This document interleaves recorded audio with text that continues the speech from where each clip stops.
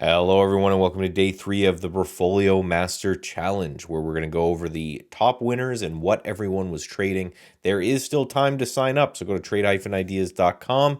You'll see it right on the main page. This has been super fun so far. So we have our own Chris Varley YOLOing his way up to a whopping 146% gain.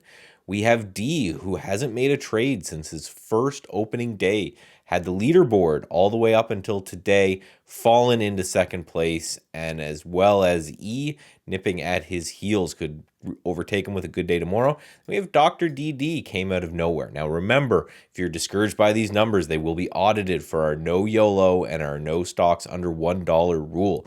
Everyone was trading KRRO today all over the scanner. You can see down here, gap down, rallied through yesterday's high and rocketed 100%.